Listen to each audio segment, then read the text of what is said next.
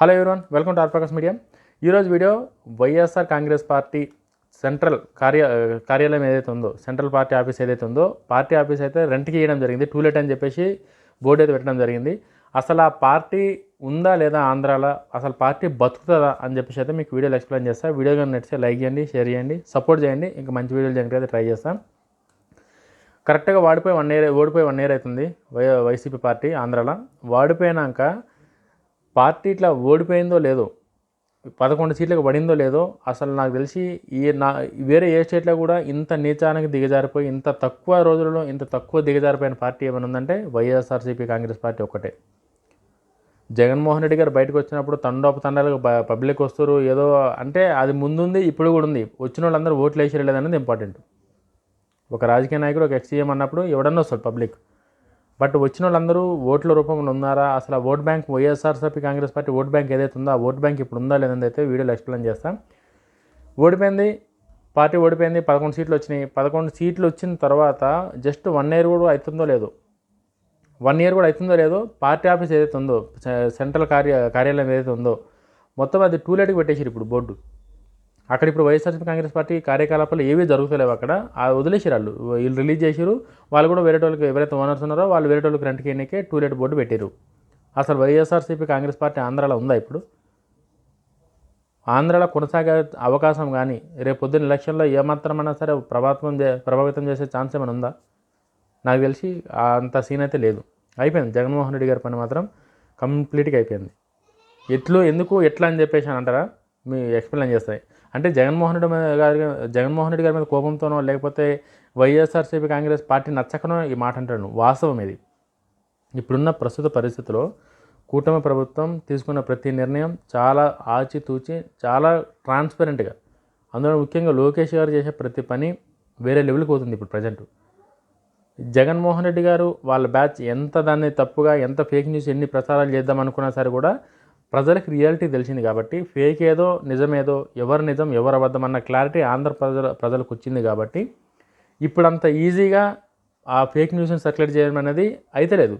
వీళ్ళు సర్క్యులేట్ చేసినా సరే కూడా అది నమ్మే పరిస్థితిలో ఆంధ్ర ప్రజలు లేరు. ఎందుకంటే అంత ట్రాన్స్పరెంట్గా చంద్రబాబు నాయుడు గారు గవర్నమెంట్, కూటమి ప్రభుత్వం చేస్తుంది కాబట్టి, వాళ్ళు చాలా క్లియర్గా ట్రాన్స్పరెంట్గా పనిచేస్తారు కాబట్టి వాళ్ళకి ఎక్కడ వాళ్ళు చేస్తున్న పని మీద వాళ్ళకి అనుమానం లేదు.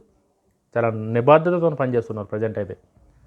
దానివల్ల ఎక్కడ కూడా జగన్మోహన్ రెడ్డి గారు రేపు పొద్దున్న పబ్లిక్గా పోయి ఏదైనా మాట్లాడినా సరే కూడా వినే పరిస్థితులు లేరు ఆంధ్రాలో పబ్లిక్.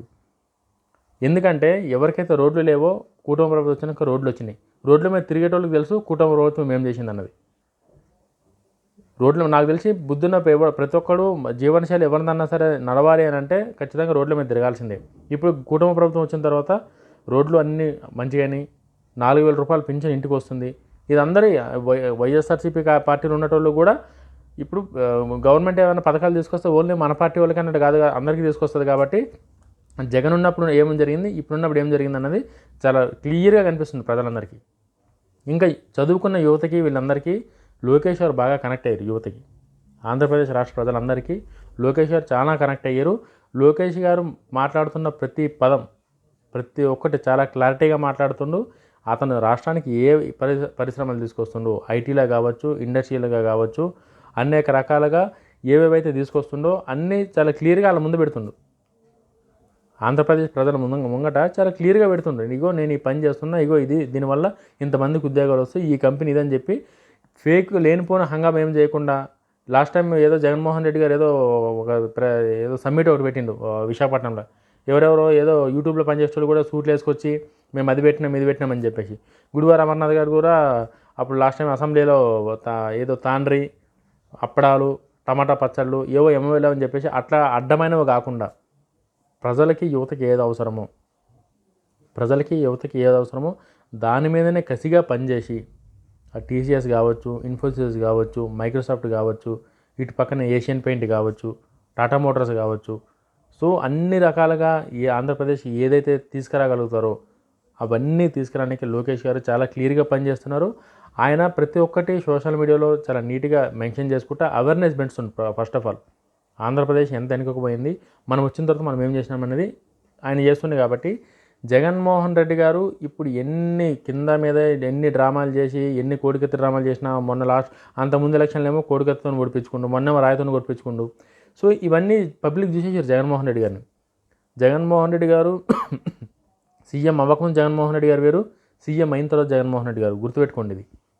వైఎస్ఆర్సీపీ పార్టీలు ఎవరైతే ఉన్నారో వాళ్ళు సీఎం అవ్వకముందు జగన్మోహన్ రెడ్డి వేరు, జగన్మోహన్ రెడ్డి మీద ఎక్స్పెక్టేషన్స్ చాలా ఎక్కువ పెట్టుకున్నారు అందరూ. ఆయన వస్తే అట్లా చేస్తాడు, పొడి చేస్తాడు, ఎరగదీస్తాడు అన్నకాడికి పెట్టుకోరు. వచ్చిన తర్వాత తెలిసింది అంత అక్కడ ఏ మ్యాటర్ ఏం లేదని చెప్పి. ఏం చేసిందంటే చెప్పుకోనికి ఏం లేదు. ఏమంటే అమ్మఒడి అంటాడు, రేషన్ అది అంటాడు, నవరత్నాలు అంటాడు. ఏం నవరత్నాలు ఏడికి పోయినాయి ఇవన్నీ కనుక చేస్తే ప్రజలు ఎందుకు ఓట్లేరు? ప్రతి దానిలో కరప్షన్, ఇష్టానుసారంగా రౌడీజంగా ఆ మద్యపాన నిషేధం అని చెప్పి ఆ కల్తీ మద్యం అమ్మి. సో ఏవైతే చేయొద్దో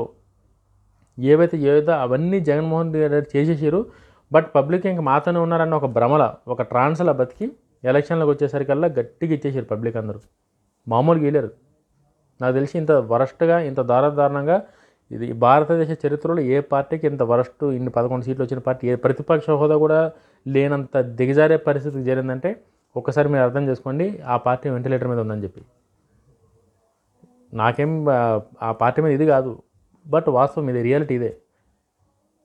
వైఎస్ఆర్ కాంగ్రెస్ పార్టీ వాళ్ళు యాక్సెప్ట్ చేయాలి, ఇది నిజం. ఇది వెంటిలేటర్ మీద ఉంది ప్రజెంట్ మీ పార్టీ కేంద్ర కార్యాలయం కూడా తీసేసి రెంట్కి ఇచ్చేసారంటే ఇంకా ఏం చేద్దామని చెప్పి. పవన్ కళ్యాణ్ గారు చాలా క్లియర్గా ఉన్నారు. అంటే జగన్మోహన్ రెడ్డి గారి పని ఎందుకు అయిపోయిందని చెప్పేసి అంటే, జగన్మోహన్ రెడ్డి గారికి ఉన్న ఒకే ఒక బలం కాపు కమ్మ వాళ్ళ మధ్యలో చిచ్చు పెట్టి ఈయన పోయి సీఎం అయిదామని చెప్పి. బట్ వాళ్ళిద్దరూ డెడ్ కాంబినేషన్లో ఏదైతే అసలు అన్ఎక్స్పెక్టెడ్ కాంబినేషన్ అంటారు కదా, ఆ కాంబినేషన్ ప్రకారం వీళ్ళిద్దరూ ఒకటేటకల్లా జగన్మోహన్ రెడ్డికి సందు లేదు ఇంకా ఉనికి. ఈ రెండు వీటికి సంబంధించిన ఓటు బ్యాంకు లీడర్షిప్ అంతా ఒకటేటకల్లా ఇంకా జగన్మోహన్ రెడ్డికి వేరే ఆప్షన్ లేదు. ఇప్పుడు పవన్ కళ్యాణ్ గారు కూడా 15 సంవత్సరాలు చంద్రబాబు నాయుడు గారు ముఖ్యమంత్రిగా ఉంటే ఆయనతో కలిసి పనిచేయడానికి నేను సిద్ధంగా ఉన్నానని చెప్పేసి ఓపెన్గా చెప్పింది పవన్ కళ్యాణ్ గారు కూడా. ఇంత చెప్పినాక జగన్మోహన్ రెడ్డి గారి గురించి ఎవడు ఆలోచిస్తాడు? ఎవడు ఆలోచించాలన్న ఆశ కూడా ఎవరికి లేదు ప్రజెంట్ ఉన్న ఆంధ్రాలో. ఇంకా ఈ 1 ఇయర్లోనే ఇన్నగానో మార్పులు తీసుకొచ్చారంటే ఇంకా రాను కుటుంబ ప్రభుత్వం తీసుకొచ్చే మార్పులకి వైఎస్ఆర్సీపీ పార్టీ కొట్టుకొని పోవడం గ్యారంటీ. నెక్స్ట్ రానున్న 5 ఏళ్లలో వీళ్ళు తీసుకొచ్చిన సంస్కరణలు కావచ్చు, వీళ్ళు చేస్తున్న అభివృద్ధి కావచ్చు, వీళ్ళు తీసుకొస్తున్న ఐటీ కంపెనీలు కావచ్చు, ఇవన్నీ కళ్ళ ముందు కనిపిస్తుంటే వైఎస్ఆర్సీపీ కాంగ్రెస్ పార్టీకి నాకు తెలిసి క్యాండిడేట్లు కూడా దొరకరు. పార్టీ ఆఫీసే లేనప్పుడు ఇంకా పార్టీ ఆఫీస్కే లేనప్పుడు ఇంకా క్యాండిడేట్లు ఏడికించి వస్తారు? ఎవడన్నా వస్తాడా? టికెట్ తీసుకోడు ఎవడన్నా? తెలిసి ఎవడన్నా తీసుకోడా టికెట్? ఎవడు తీసుకోడు. నాకు తెలిసి ఇంకా జగన్మోహన్ రెడ్డి గారు ఆయనకి చాలా బిజినెస్లు ఉన్నాయి కాబట్టి ఆయన బిజినెస్ మ్యాన్గా చాలా సక్సెస్ఫుల్ బిజినెస్ మ్యాన్ అయితే మాత్రం జగన్మోహన్ రెడ్డి గారు 100% అవుతాడు. పొలిటీషియన్గా ఆయన సక్సెస్ఫుల్ గారు, ఇది వాస్తవం. లాస్ట్ టైం ఏదో రాజశేఖర రెడ్డి గారు ముఖం చేసి ఏదో వచ్చేసినా తప్ప జగన్మోహన్ రెడ్డి గారు ముఖం చేస్తే వచ్చే సీట్లు 11. సో యాజ్ ఏ సక్సెస్ఫుల్ పొలిటీషియన్కి మాత్రం జగన్మోహన్ రెడ్డి గారు కంటిన్యూ అవ్వలేరు. అది ఎప్పటికైనా సరే జగన్మోహన్ రెడ్డి గారికి డేంజరే. అదృష్టం కొద్ది ఒకసారి వచ్చింది, అయిపోయింది అంతే. నెక్స్ట్ జగన్మోహన్ రెడ్డి గారు వచ్చే ఛాన్స్ అయితే చాలా తక్కువ ఉంది. సో జగన్మోహన్ రెడ్డి గారు యాజ్ ఏ బిజినెస్ మ్యాన్గా ట్రై చేస్తే మాత్రం ఆయన మంచి బిజినెస్లు చేసుకోవచ్చు అని చెప్పి అయితే నా సజెషన్. ఇంకా పార్టీ కార్యాలయం పీకేసి రెండుకి ఇచ్చేసినప్పుడు ఇంకా పార్టీ ఆంధ్రాలో ఉందని చెప్పి అయితే మాత్రం ఎవడు నమ్మడు. ఎవరన్నా సరే మన పార్టీ గట్టి ఉంది, ఏం టెన్షన్ పడకనంటే అది అబద్ధమే. అది తెలుసుకొని వైఎస్ఆర్సీపీలో నెక్స్ట్ ఏం చేయాలనేది నెక్స్ట్ స్టెప్ వేస్తే మంచిది. వీడియో నచ్చితే లైక్ చేయండి, షేర్ చేయండి, సపోర్ట్ చేయండి. జై హింద్.